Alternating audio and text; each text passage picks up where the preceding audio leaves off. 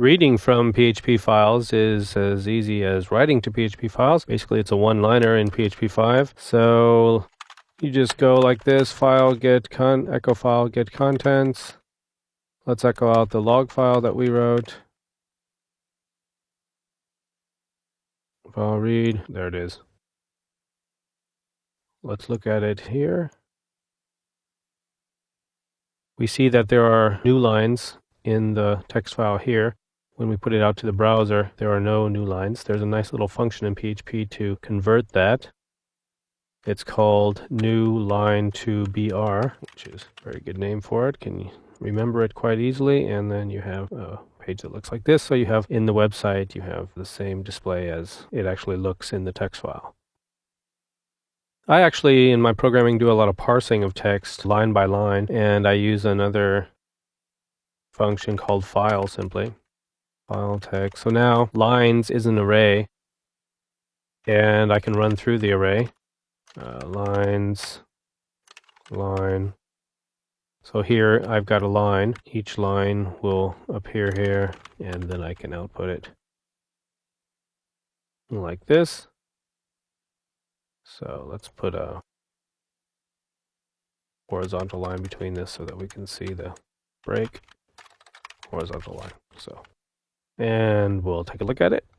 And we see that it outputs the same thing, one line at a time. The advantage of this is then you can process each line, for instance, say string to upper, for instance, and get the uppercase of each line, that kind of thing.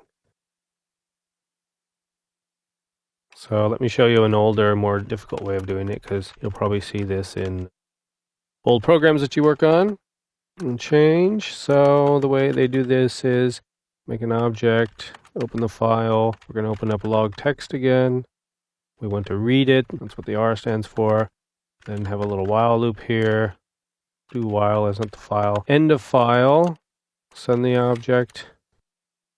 And echo out. I'm going to put this new line to BR. And for good measure, HTML special characters. Let's say you don't know really what's in there. It's not your file. So you want to be careful. F encodes all of the greater than, less than symbols, and F gets, and then send your object again, comma, and the number of bytes you want to read, for instance. And then you always want to close it. F close, FP. So that should do it. Let's actually put an X at the beginning just so we can see that it's coming from this loop.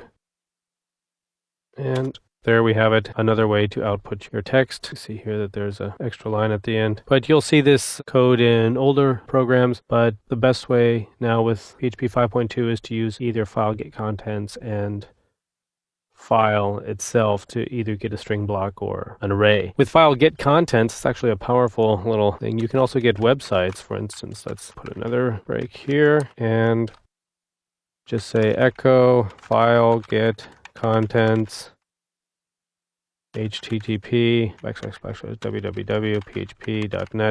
So we want to get the HTML from the site and simply display it. Let's try that.